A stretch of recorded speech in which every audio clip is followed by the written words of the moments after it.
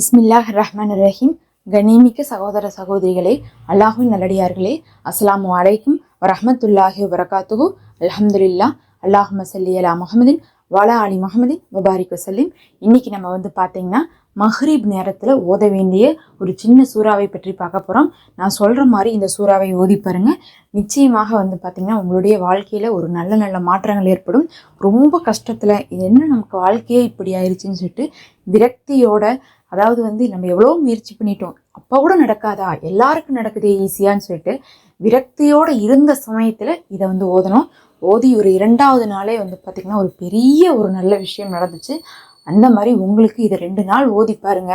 ஒரு நல்ல ஒரு விஷயத்தை நீங்கள் உங்களுடைய வாழ்க்கையில் கண்கூடாக பார்ப்பீங்க. எவ்வளவோ தேவைகள் நமக்கு இருக்குது. அது பார்த்திங்கன்னா இபாதத்துகள் மூலியமாகத்தான் நம்ம என்ன பண்ண முடியும், சில விஷயங்களை முதல் கட்டமாக சாதிச்சு கொள்ள முடியும். நம்ம உலக வேலைகளை எவ்வளோ செஞ்சாலும் இபாதத்துகள் தான் அதுக்கு பார்த்திங்கன்னா ஒரு பேஸ்மெண்ட்டாக இருக்கும்.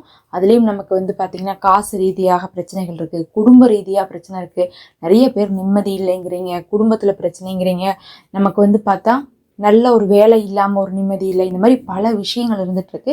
அனைத்துக்குமே இது ஒரு நல்ல தீர்வை கொடுக்கக்கூடியதாக இருக்கும். இந்த அமலை நீங்கள் செஞ்சு பாருங்கள். அந்த அமல் தான் சூரா வல்லுஹா இருக்குது பாருங்கள், வல்லுஹா வல்லைலிதா சுஜா.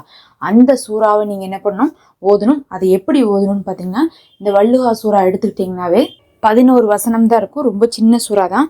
பார்த்து உட்காந்து ஓதுனாவே நீங்கள் என்ன பண்ணிடலாம், ஒரு நிமிஷத்தில் ஓதிடலாம். அவ்வளோ கூட ஆகாது, அவ்வளோ சின்ன சூறா. இந்த சூறாவை எப்படி ஓதணும்னு பார்த்தீங்கன்னா, இந்த சூறாவில் காஃப் அப்படின்னு சொல்லக்கூடிய வார்த்தை 9 இடத்துல வரும். அந்த இடத்துல அல்லாஹுடைய ஒரு இஸ்மு நான் சொல்கிறேன், அந்த ஒரு இஸ்மே அந்த இடத்துல ஓதிக்கணும். அதாவது இந்த சூறா ஓத அந்த காஃப் வரும்போது அதை ஓதி முடிச்சுட்டு உடனே அந்த வார்த்தையை ஓதி முடிச்சுன்னா இந்த இஸ்மே ஒரு தடவை ஓதணும். அந்த மாதிரி 9 இடத்துல பார்த்தீங்கன்னா இந்த சூறாவில் அந்த காஃப் அப்படிங்கக்கூடிய இடம் வருது. அந்த இடத்துல நீங்கள் என்ன பண்ணணும், இந்த இஸ்மை ஓதணும். அந்த இஸ்மு தான் யா கரீம் அப்படின்னு சொல்லக்கூடிய இஸ்மு. யா கரீம்னா கொடையாளன்னு அர்த்தம். இது இப்போ பார்த்தீங்கன்னா ஏன் இப்படி ஓதுறோம் அப்படிங்கிறத நான் சொல்கிறேன். ஃபஸ்ட்டு இந்த சூறாவுடைய அர்த்தம் தெரிஞ்சால் தான் உங்களுக்கு தெரியும் ஏன் இதை நம்ம அப்படி ஓதுறோம்னு சொல்லிட்டு. இந்த சூறாவே எதை பற்றியான சூறான்னு பார்த்தீங்கன்னா, அல்லாஹ் நபி ஸல்லல்லாஹு அலைஹி வஸல்லம் அவர்களுக்கு கொடுத்த நிஹ்மத்தை பற்றி சொல்லக்கூடிய சூறா. அதுலேயே முக்கியமாக ஒரு 4 விஷயத்தை அல்லாஹ் இதில் சொல்லியிருப்பான். அதாவது உன்னுடைய இறைவன் உன்னை வெறுக்கவும் இல்லை கைவிடவும் இல்லை, பிந்தியது முந்தியதை விட மேலானதுன்னு முதல்ல அல்லாஹ் சொல்லுவான். அதாவது இறைவன் அவனுடைய அடியானாகிய நபி ஸல்லல்லாஹு அலைஹி வஸல்லம் அவர்களை கஷ்டப்படுத்தினாலும் சோதனை கொடுத்திருந்தாலும் அதுக்கு அல்லாஹ் என்ன சொல்றான்னா, உங்களை வெறுக்கல, உங்களை கைவிடவும் இல்லை, என்ன நீங்கள் வாழ்க்கையில் அனுபவிச்சிங்களோ அதை விட இப்போ நீங்கள் சிறந்ததாக தான் இருக்கிறீங்கன்னு சொல்லிட்டு அல்லாஹ் என்ன பண்ணுறான், அவர்களுக்கு கொடுத்த நிஹ்மத்தை சொல்லிட்டு இன்னும் வெகு சீக்கிரத்தில் உங்களுக்கு உயர் பதவிகளை நாங்கள் கொடுக்க போகிறோம். அதாவது வெகு சீக்கிரமாக உங்களுக்கு அடுத்தடுத்து நல்லது வரப்போகுது, உயர்வு கிடைக்க போகுது. அதே சமயம் உங்களை அல்லாஹ் எப்படி படைச்சான்னு பார்க்கும்போது அனாதையாக படைச்சு அப்புறம் புகலிடம் கொடுத்தான். அதே மாதிரி வழியற்றவராக நீங்கள் இருந்தீங்க, உங்களுக்கு நேர்வழி கொடுத்தான்.